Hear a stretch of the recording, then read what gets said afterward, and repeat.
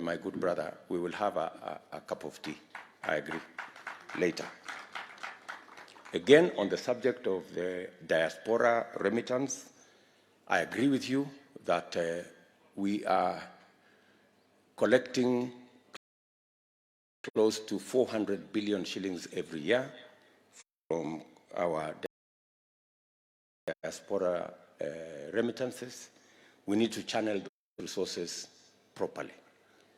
I have, on the 3rd of December, I will be hosting a diaspora conference with people from the US, Europe, Asia, to have a candid discussion on this subject of diaspora remittances, because they too are concerned about how they can input into the development of our country. Jacob Okambo, Chairman, and Bernard Saiji, they have talked about the whole border industry. They have asked me whether I have come with some border things. They've seen me doing things elsewhere, whether I have come with some wheelbarrows or I don't know, I've come with something. I want to tell Bernard and Jacob that I have come. Yeah, I have come. Maybe I may not do everything that you want me to do, but I am here. I am here. So, and I agree with the border industry that the credit facilities they are getting are punitive. You know, a border that is being sold, as he said, for 145,000. If you buy it on credit, within a year, you end up paying almost 300,000, also almost double what you are meant to pay. That is what I am speaking to when I talk about bottom-up. These are the enterprises that require alternative sources of financing. They need to get alternative sources of credit. It is the same thing Mary Acheng was saying, that they have no way of borrowing money. Huyu Masai ni nani there's a Masai guy. Kuna Masai hapo sijui anakopesha watu pesa. And I'm sure that Masai guy is a Shylock. So, and you know, a Shylock, when he lends you money, you pay between 5 and 10% per day. And there is no business. It doesn't matter what business you're doing. And that's the thing I've been speaking to, that we have predatory lenders. Lenders who are destroying enterprises. Because anybody charging 5% or 10%, or even the Fuliza that is charging 6% per day, those are predatory lenders. You can never do any business as long as you have those kind of lenders. And that is what is destroying the whole micro and small enterprise industry. And of course, the challenges of lending and that kind of thing. My good friend Ayim has spoken very well about how we can privatize extension services. I quite agree that if we have a problem with measuring, you know, what government is doing in terms of industry, in terms of extension service, we can privatize and we can pay the professionals on the basis of how many farmers they have served and the output they have made by serving those farmers. So I quite agree that we need to have a discussion between the county, the national government, so that we can come up with the right policy that will streamline and give us the best way of how to deal with it. Caroline Odera talked to us about the huge potential we have in the lake here. People should not be going from Kisumu to Mombasa, we should actually develop the lake infrastructure for tourism, including to have a proper beach here, proper hotel services, and a better use of the lake as a tourist facility than we currently are doing. And I agree with you that there is a lot of potential in that space. And I agree also with her that investment must not necessarily be from foreigners. You know, we can get the local people and arrange finance for them to invest in improving the facilities around here. There is the whole problem of demolitions, which is an evil thing. You know, that government wakes up one morning and brings down people's businesses. I mean, it can never be right that a whole industry is brought down without people being given some alternative. I mean, it's the duty of government. If you are in a certain facility, they should be able to provide resources for you to relocate to another place. Not that to wake up one morning and come and bring down your business. You have children, you have workers whom you pay. It cannot just be one morning they are jobless, you are destitute, and it is supposed to be okay. It is not okay, right? It is not okay, you know. And we have said that there must be law on how to relocate people going into the future. It must be structured in law. It cannot be the person who can hire the policeman is the person who will demolish your dwelling. There must be law. Finally, we have had a discussion on Mr. Felix Minda of Kenya National Chamber of Commerce has talked about the tax regime. It is true, you know, we have a problem with the taxes in Kenya. And it is we have even a bigger problem in the way we treat our taxpayers. It is not right that a taxpayer, you send a contingent of police to go and harass a taxpayer. It is not right.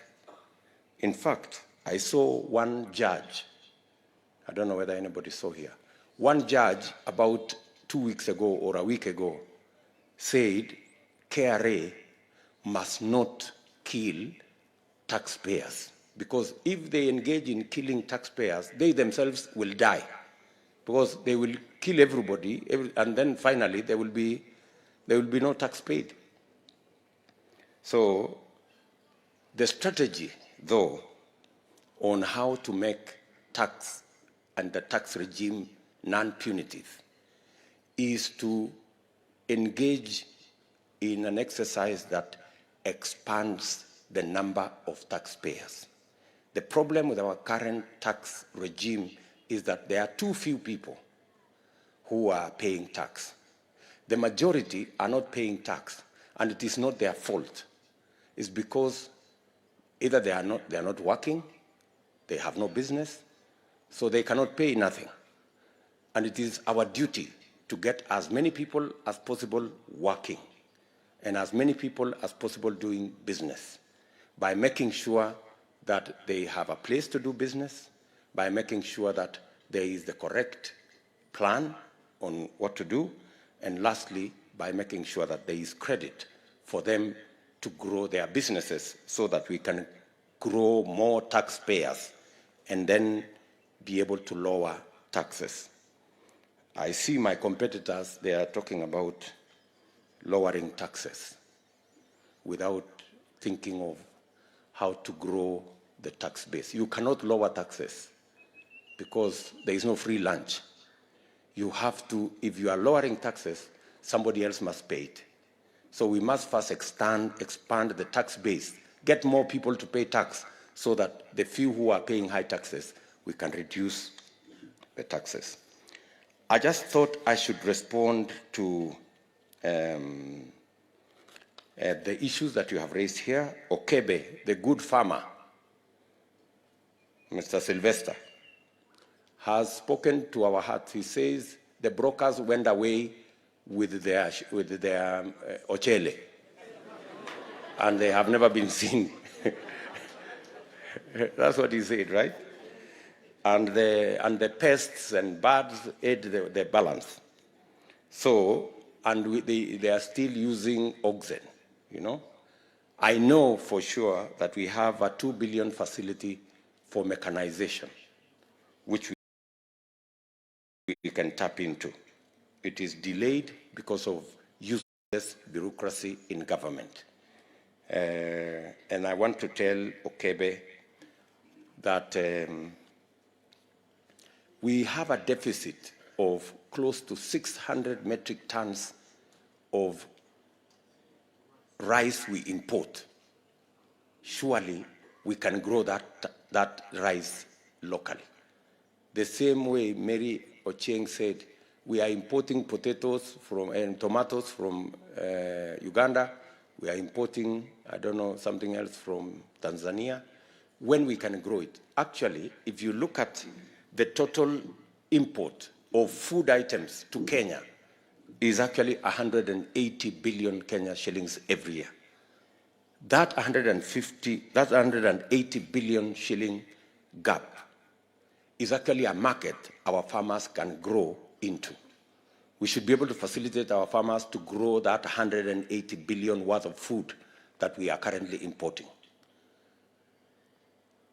And I want to say that the region that has the highest potential, I want you to listen to me, the region that has the highest potential of growing what we are importing at the moment is Western and Nyanza. That is the region that has the highest potential of importing the oil crops, the chile, sugar, that whole space. This region can actually be the region that can grow for us what we can use to close the gap of imports of close to 180 billion Kenya shillings. Finally,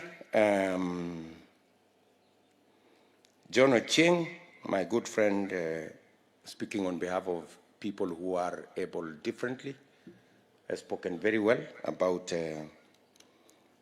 inclusion, and I agree with him that inclusion is a serious challenge. We must continuously assess our performance when it comes to including people with disability in the whole space of taking the country forward. This morning, for example, we made a decision that all the people who are running for whatever office in UDA, any person with disability running in UDA will run for free. There will be no nomination fees.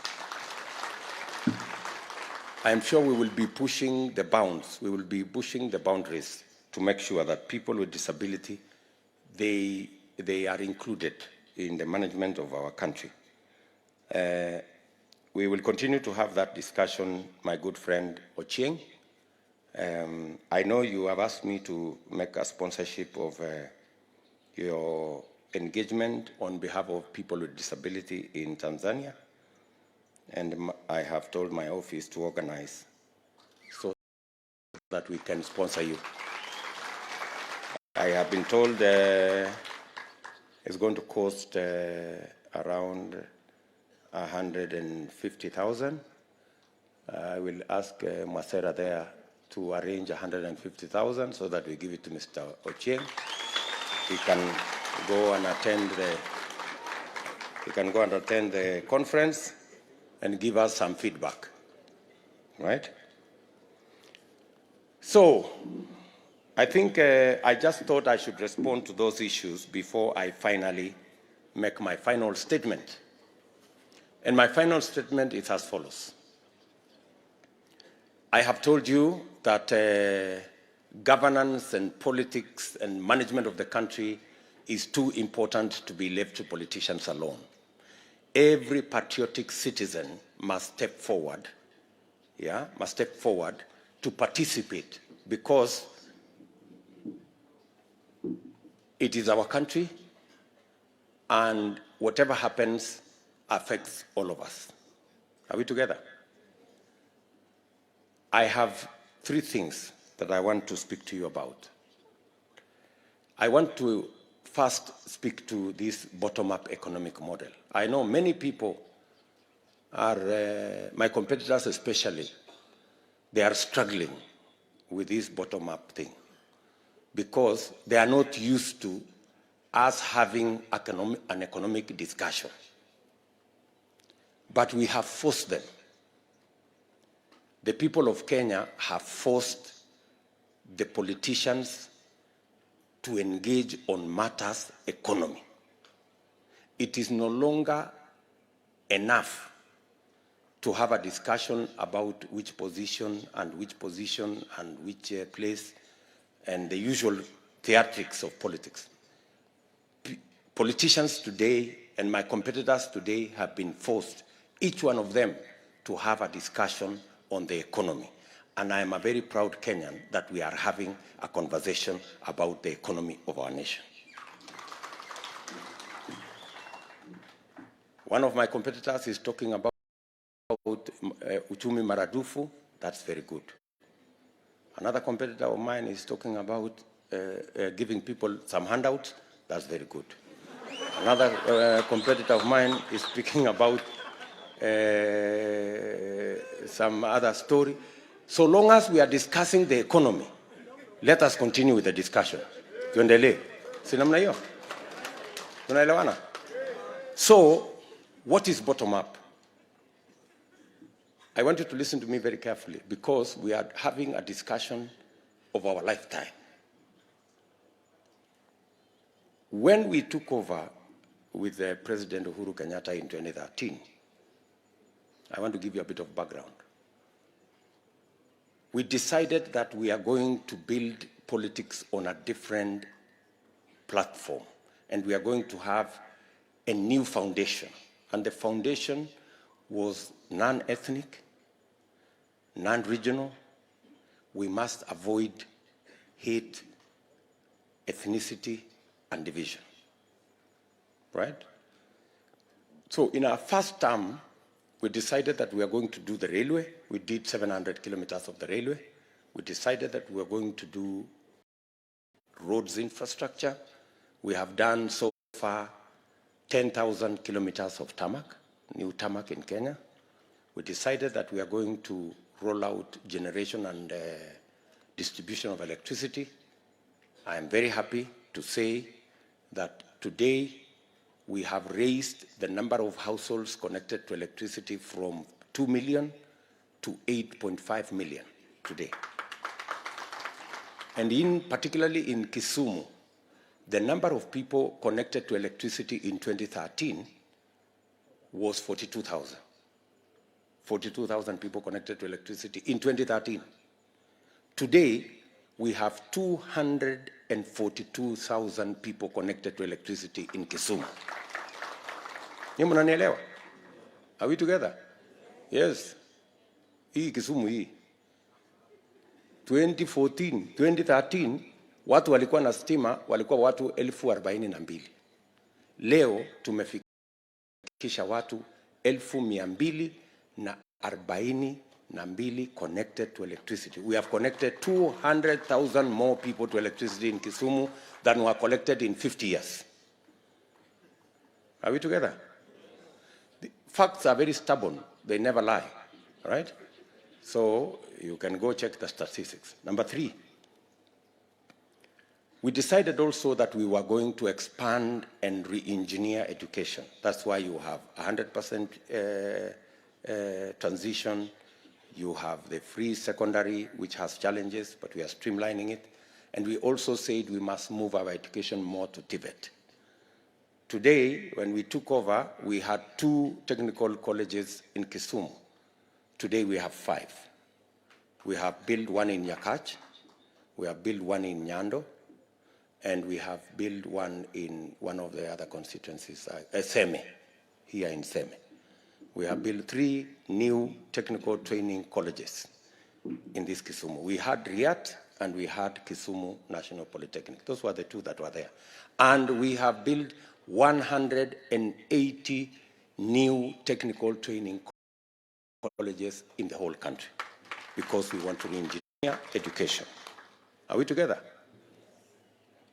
So, in our second term, we had decided that we have laid the foundation and we now need to grow enterprise, create jobs, and expand farming. That's why we came up with the Big 4 plan. The Big 4 plan had 3 major issues. Number 1 was to create jobs using our housing, value addition, agro-processing, manufacturing plan. Expand and invest in farming on our food security pillar, and also deal with matters of health on our universal health coverage pillar. As you all know, that plan has not gone as well as we wanted because we got busy. Tulipata kazi mingi ya BBI na rege na nini, sasa hapo ikaendelea. So, no, that's the truth. So tulipata, wakati tulikuwa wengi, unajua tulikuwa na marafiki sasa walikuwa wengi. Wakakuja wakasema hii priority ya mambo ya kazi ngoja ingoje, hii priority nyingine ya mambo ya kilimo wacha ingoje, hii priority nyingine ya universal health coverage wacha ingoje, wacha kwanza tutengeneze katiba. So tukaenda kutengeneza katiba. And I want to tell you, standing here, that BBI thing was the most fraudulent, deceitful agenda ever carried out again in the name of changing the constitution. Ukora. No, I'm telling you the truth. Yani ukora ile ya mwisho. You know, unajua Kenya hii ni mzuri tuambiane ukweli. Lazima tuambiane ukweli. Hii kitu ya BBI ilikuwa ni ukora mtupu. Because while the public wanaambiwa unajua tunapitisha BBI ndio tuongeze pesa ya kwenda kwa county. Surely you don't need to change the constitution to get more money to go to the counties. The constitution says not less than 15,000. What? Not less than 15%. What other English do you need? If it says not less than 15%, it means you can do even 100% of the money to go to the county. Why do you have to bother the country to change the constitution? It's a lot of nonsense. Ama namna gani, my friends? Haya. You know? Isijui help loans. It will help loans. You don't need to change the law. You don't need to change the constitution. You don't need to change the regulation. With a simple letter, barua tu na signature hapo chini. Help loan can be changed to a grant. You don't have to change the constitution. So anybody telling you that we change the constitution so that help can become a grant is a con man. You know, ni ukora. You know, it's good to be tuambiane ukweli. Hiyo ni utapeli. Mbona hatutaki kusema ukweli? The real issue with BBI, which nobody wants to tell the country, and even the people who are proposers of this BBI, they are ashamed of it.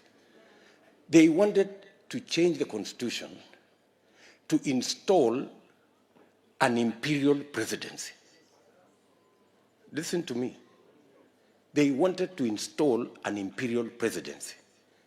And then you ask yourself, so why did we fight Moi all the years? Why did we fight the old constitution that had an imperial president? Why? Because, let me ask you, if you say you want to give the president power to appoint members of parliament as ministers, right? You want to give the president power to appoint an ombudsman to go and supervise the judiciary. What have you said? You have said the president now has power over the executive. The president has power over the legislature because he can manipulate the legislature using the ministers and he can appoint 50, 100 of them.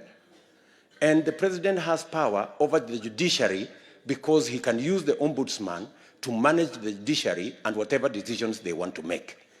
See, we have installed an imperial president. Did any Kenyan here say tuongeze powers ya president? Mnanielewa? So this is fraud. And none of these people are telling us. That's why when I tried to tell them in Bomas, wakanipigia makelele. Oh, sijui kama tunaelewana. Tuko pamoja? Yes. This is it. Why don't we want to tell each other the truth? Hii deceit ya siasa ya Kenya. For how long are we going to have this thing? Mbona tusiambiane ukweli?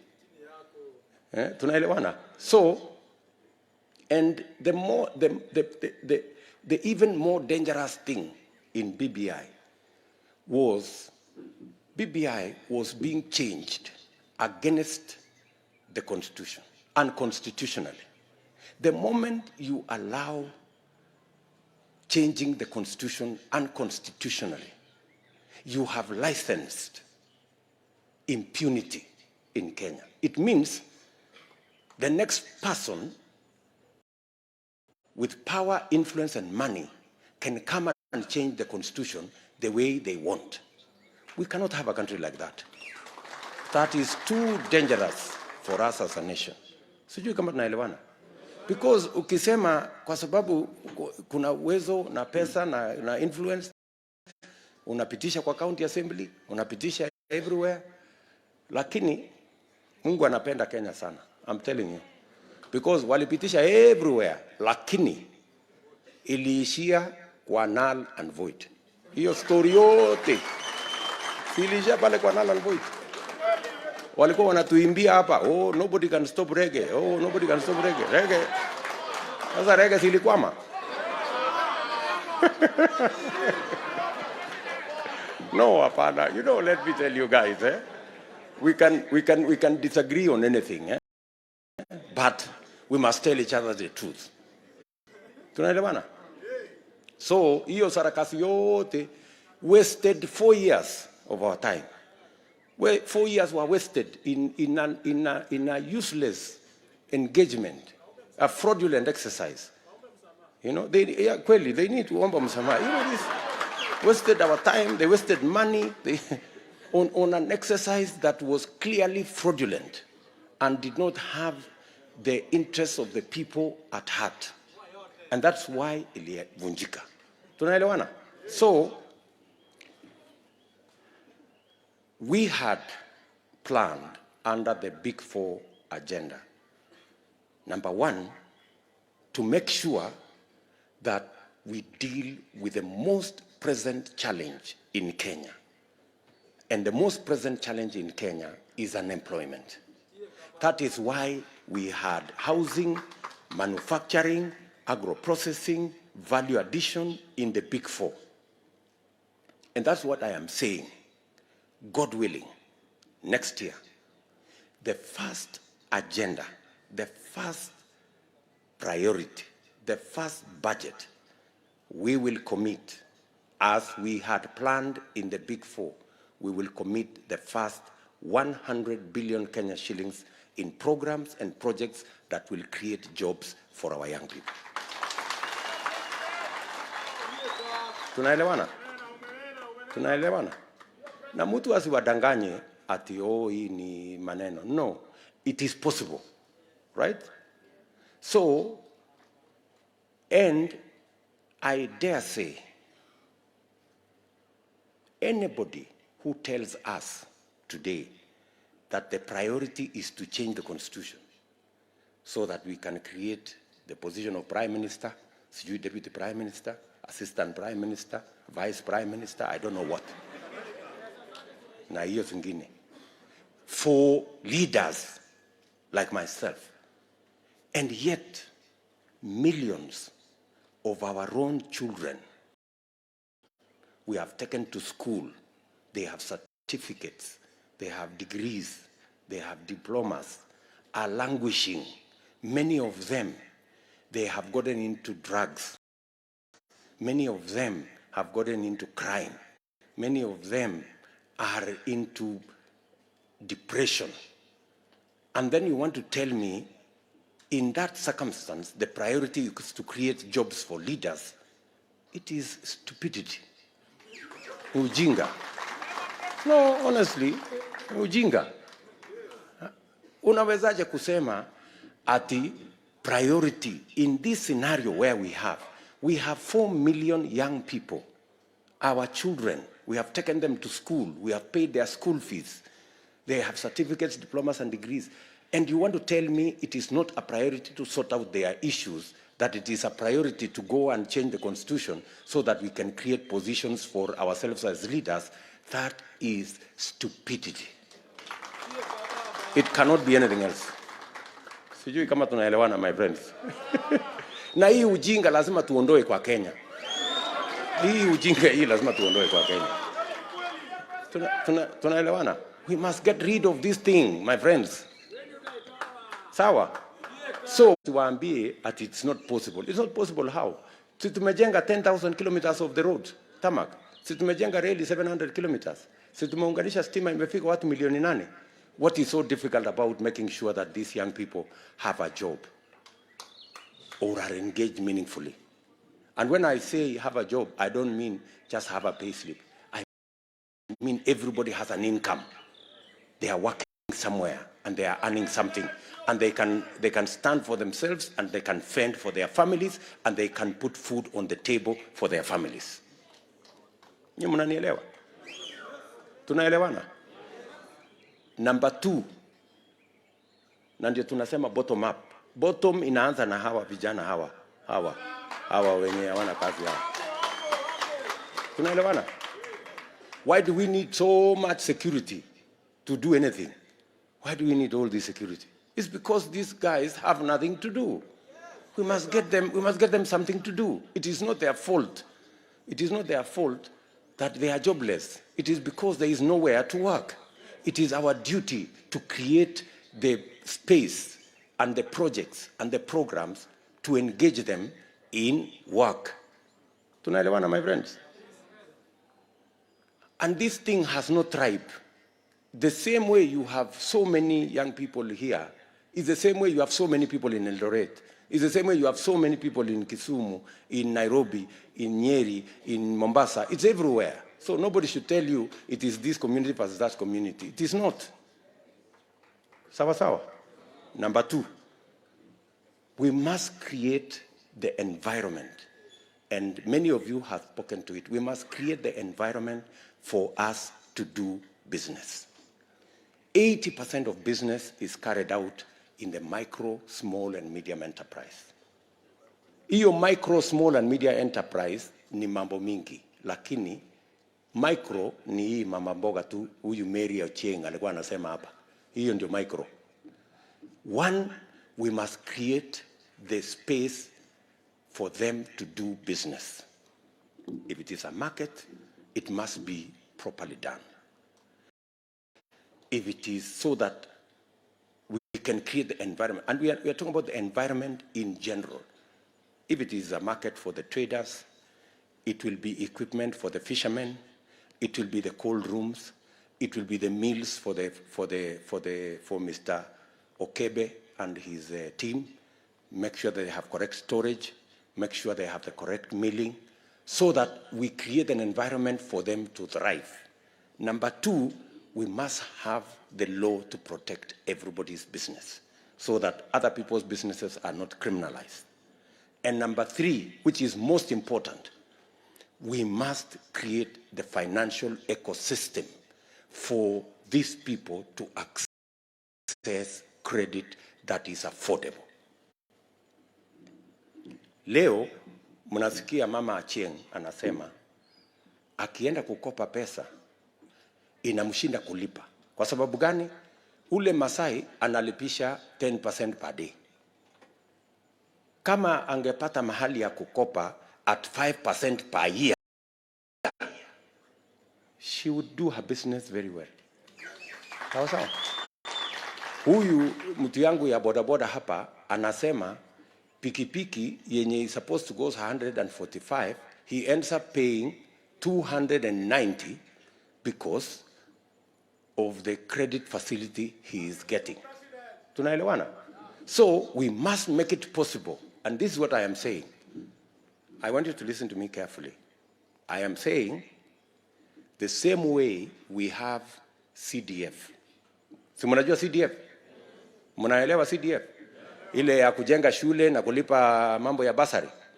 Next year, apart from CDF, 150 million ya kujenga mashule na kulipa basari.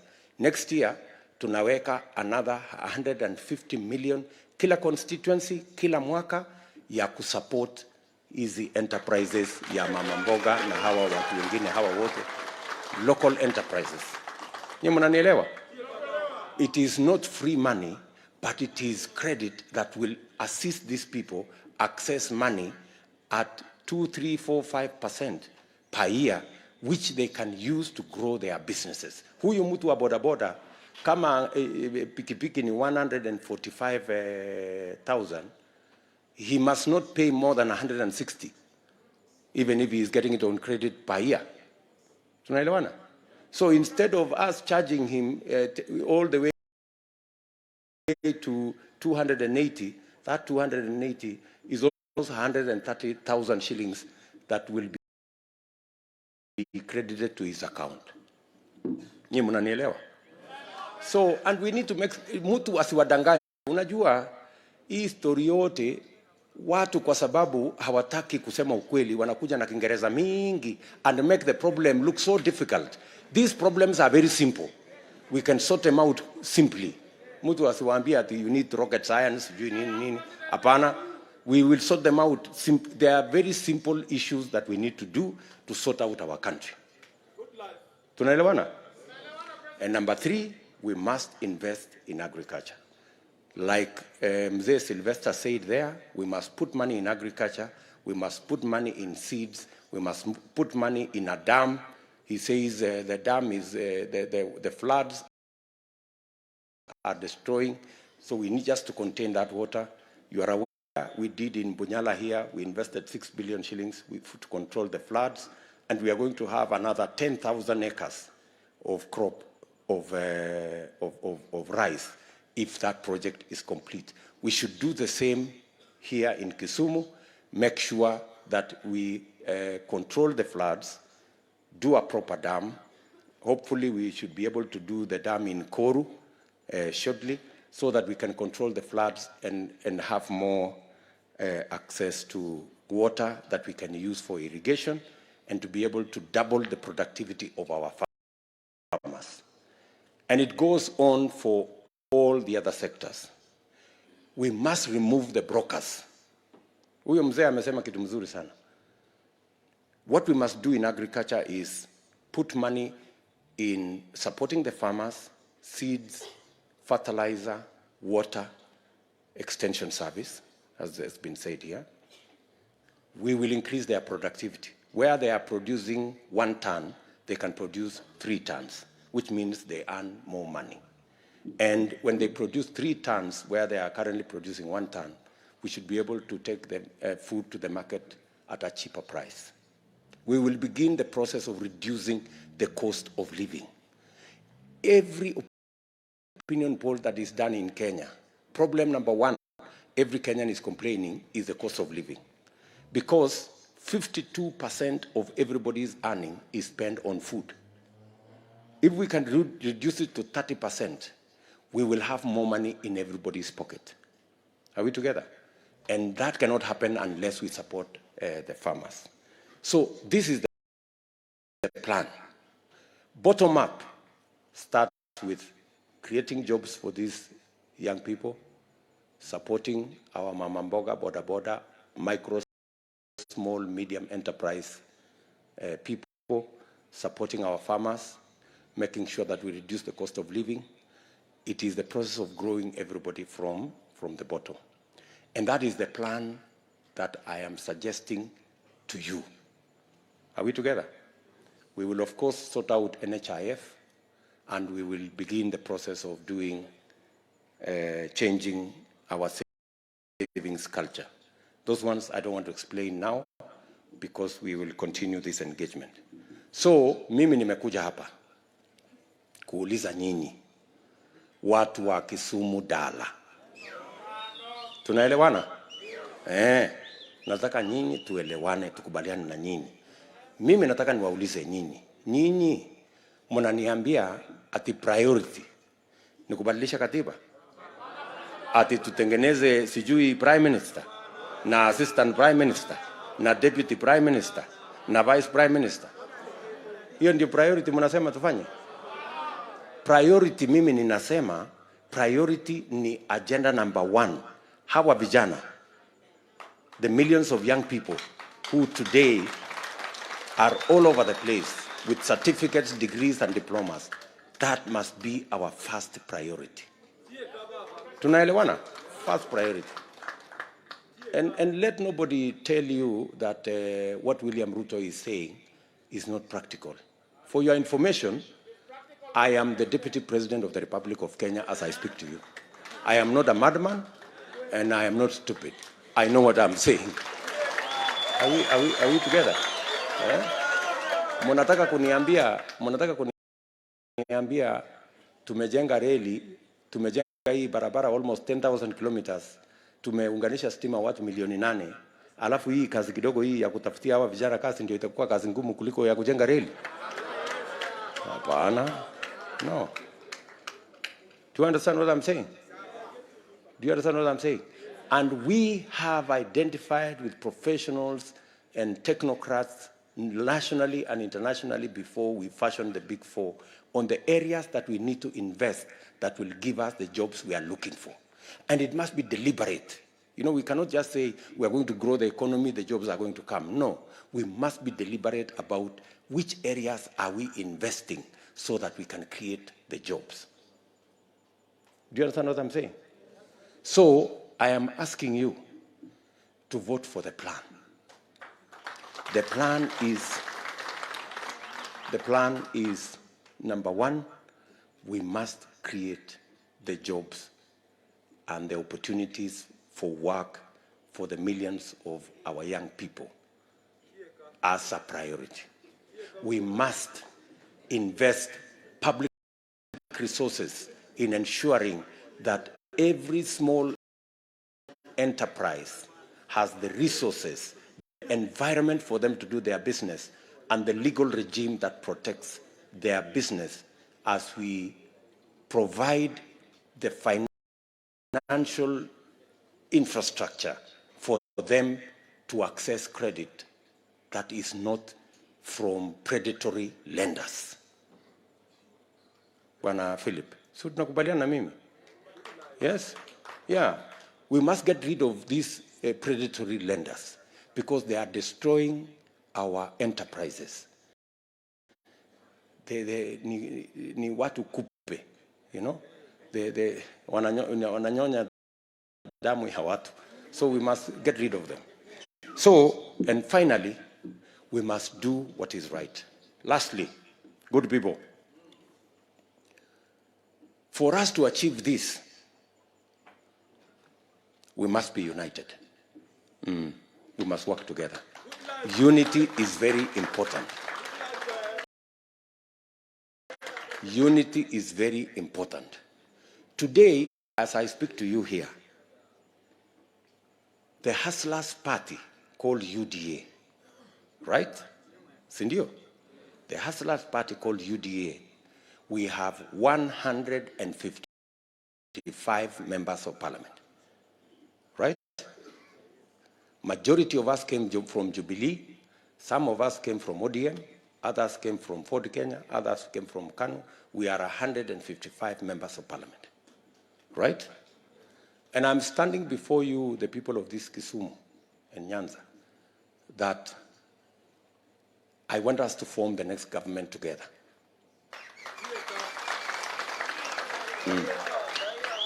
Are we together? Na nimekuja mchana mapema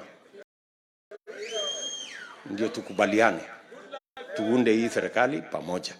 Sawa sawa? Mimi nataka niwafanyie hesabu kidogo. UDA iko na wabunge 155 as we talk. We are followed by ODM with 70 MPs. We are followed by ile chama ya Kalonzo inaitwa nini? Na wabunge 20. Na ile chama ingine 14 nda chini. Wewe kwa hesabu yako. Na haihitaji hesabu mingi, haihitaji calculator.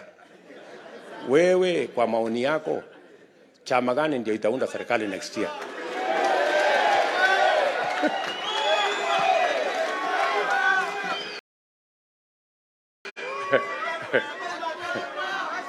Sijui kama tunaelewana. So, na mimi, I have no quarrel with anybody. Mimi nataka hawa tunashindana na wao. Wakuje watuambie na wawaeleze how kubadilisha katiba itasaidia hawa vijana.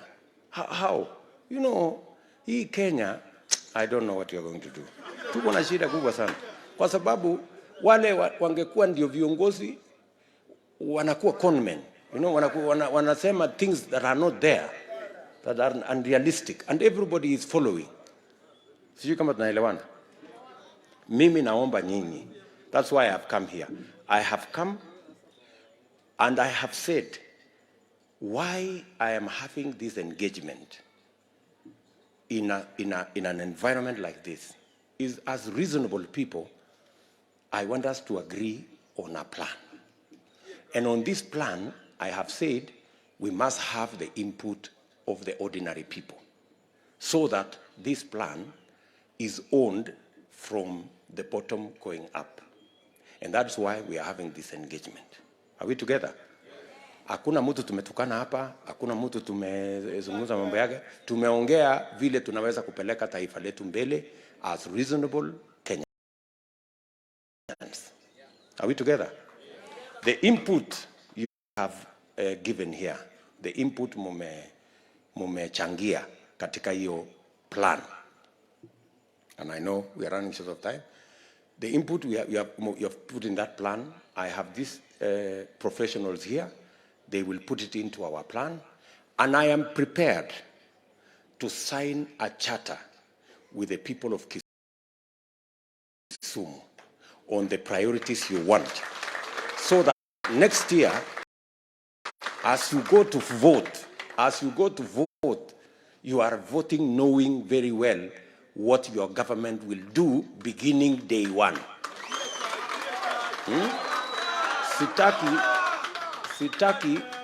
Sitaki mupige kura without knowing what you are voting for. Ama namna gani? Na mimi nataka niwaambie tafadhali. Politics is about interests. It is not about your relative, your friend, or the person you love. It's about interest. Are we together? You vote for your interests. And that's why I'm saying, tuwache siasa hii ya kelele mingi. Mtu anakuja ria namna hii. Alafu unapiga kura mwisho nothing doing. Hapana. No. That ria thing, sijui tibi must stop. You know? Hapana. Haiwezi kuwa namna hiyo. People must know hii tunapiga kura ni nini. Sijui kama tunaelewana watu wa Kisumu dala. Si tunapiga kura so that we vote intelligently. We know what we are voting for. We have a plan, and all the other candidates should come and tell you their plan. Mtu asikuje tu na kelele ama namna gani? Tumeelewana? Bas. Yes, iko swali. Swalisha. Kuna mtu hapo wako na swali.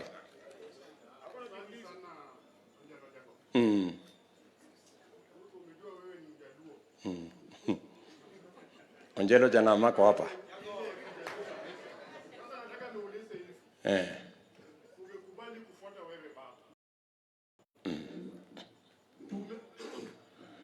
Hapo endelea tu, iko sawa. Halo? Tumekubali kufuata wewe baba. Na hiyo ndio sababu sisi Wajaluo tuko hapa. Na wewe pia utuahidi Wajaluo, mimi mkinipea mtu kama Ereja Sembocha. Mtu kama Walo amekupigania usiku mchana, kuna mvua kuna jua, utampea nini kwa niaba ya Wajaluo? Sisi UDA, kwa sababu baba umejua sisi Wajaluo tulikuwa katika nyororo ya ODM, na sasa tumeamua kukufuata kama kijana wetu Shujaa ambaye anataka kutoa pesa mahali kuingiza kwa mfuko wetu. Wewe pia bwana, lazima tuambie Wajaluo, nimekuja hapa bwana, niko na kijana yenu Walo hapa, niko na nani hapa, nitampea kitu fulani. Na tena nauliza, nimesikia safari yako imekuja Kisumu, inaenda Homa Bay. Je, Siaya huko kwetu, sisi tumetoka Siaya, utakuja lini? Sasa sisi tuko hapa vijana na mzee komanda kutoka Siaya. Tulikuja kwa sababu ya wewe. Mimi ni candidate kule Uyoma North kwa party yako. Tuko na MP hapa pia ya Rarieda constituency. Tuko na MC hapa pia ya Uka Lego. Tumetoka huko kote baba kwa sababu ya wewe. Ukirudi Nairobi utufikirie. Asante sana.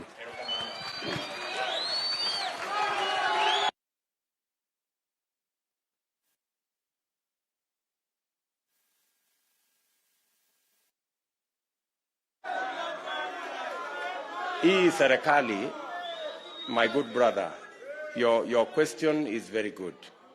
Hii serikali tunaunda ni serikali ya Wakenya wote. Na we will sit down and agree and form an inclusive government. The most important thing is the plan we have. And Owalo has been part of the development of that plan with many other professionals like Ojuang here, like Machuki here. They've been part of this development of this plan, and they will have a role to play in the implementation of that plan. Tunaelewana, my friend? Lakini ya muhimu, ya muhimu ni kwamba inatubidi tuungane na tushirikiane. Sawa sawa? Kwa hivyo nikisema Harambee, tunasema UDA ama? Harambee! Bado haijasikika. Harambee! Unajua wale watu tunashindana na wao wako na kiburi mingi, hawasikii sauti ya chini. Harambee! Sasa wamesikia. Harambee! Harambee! Harambee! Nikisema UDA tunasema kazi ni kazi. UDA? UDA? UDA? Erokamano. Asante sana. Na mimi nawapenda sana. Just relax. Mimi nataka niseme asante. Kesho tutakuwa hapa Kisumu Dala. Wale niko hapa na wabunge. Niko na mbunge anaitwa Oscar Sudi, pigeni makofi. Niko na mbunge anaitwa Maisori Kitayama. Niko na mbunge anaitwa Mheshimiwa Robi wa kutoka Kuria. Niko na huyu anaitwa Oyugi, ni mbunge nusu, hajafika bunge lakini anahangaika hapa katikati. Na hawa wadosi wengine wote, we are members of one team. Na wale mahasla wengine wako hapo, watu wadosi, nimeshukuru sana. So mimi nataka niseme asanteni sana kwa kunisikiza, na watakia heri, na watakia baraka, na tuko pamoja katika mji huu wa Kisumu. Thank you very much. God bless you guys. Asante.